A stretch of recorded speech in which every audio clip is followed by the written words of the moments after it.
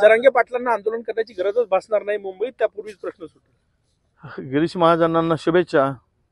नाहीतरी तो दूत म्हणून जातोच आहे. त्या दूताला यश यावं आणि महाराष्ट्र अस्थिर थांबावा.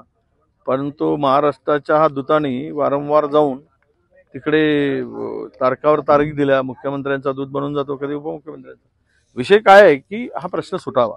मराठा समाजाचे प्रश्न सुटावेत, त्यांचे आंदोलनाचे प्रश्न सुटावेत, त्यांच्या आरक्षणाचे प्रश्न सुटावेत, हा मूळ विषय आहे. त्यामुळे मला वाटतं ते जर सुटत असेल तर सगळ्यांना आनंद आहे. ते आरक्षण मिळत असेल तर आनंद आहे.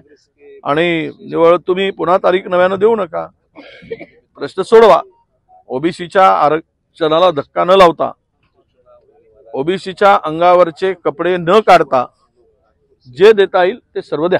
शरद पवारांनी काल म्हटलं की इंडिया आघाडीला पंतप्रधान पदाचा उमेदवार घोषित करण्याची गरज नाही, कारण काहीच दिवसा अगोदर अरविंद केजरीवाल आणि ममता बॅनर्जी यांनी मल्लिकार्जुन खरगे पंतप्रधान पदाची इंडिया आघाडीचे उमेदवार असेल अशी शक्यता. ते सर्व निर्णय कोण काय म्हणतं, कोणाचे वैयक्तिक मत आहे, ते इंडिया आघाडीच्या बैठकीमध्ये या विषयावर चर्चा कदाचित होईल आणि इंडिया आघाडीमध्येच हा निर्णय होईल, ज्यामध्ये कोणी वैयक्तिक किंवा कोणी काय यांची प्रतिक्रिया वेगळ्या वेगळ्या सगळ्या नेत्यांच्या आल्या, तर एकमत जे आहे ते बैठकीत होईल असा मला विश्वास आहे. इम्तियाज जलील यांनी असं म्हटलं की काँग्रेसने आमच्यासोबत आघाडी करावी, आमच्याकडे एकच खासदार आहे आणि काँग्रेसकडे त्यावेळेस एकच खासदार होता.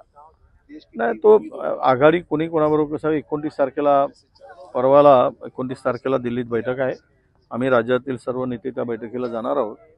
काही प्रस्ताव आला तर त्या बैठकीमध्ये तो चर्चा करू, त्यांचा प्रस्ताव काही असेल तर. आंबेडकरांनी असंही म्हटलं की आमचं दोघांचं ठरलं होतं, म्हणजे उद्धव ठाकरेंनी आमचं ठरलं होतं, जर तुमच्यासोबत युती झाली नाही, म्हणजे महाविकास आघाडीसोबत जर आघाडी झाली नाही तर 48 पैकी 24 जागा आम्ही लढू असं. नाही, त्या जर तरच्या गोष्टीपेक्षा आम्ही तर तयार आहोत. प्रकाश आंबेडकरांनी महाविकास आघाडीमध्ये यावं आणि त्यांची आवश्यकता महाविकास आघाडीला आहे. महाविकास आघाडीची कदाचित त्यांना असेल तर आपण समन्वयाने पुढे जाता येईल. आता ते काय म्हटलंय आम्ही काय म्हणतो यापेक्षा याची चर्चा 29 तारखेच्या बैठकीमध्ये दिल्लीमध्ये होईल.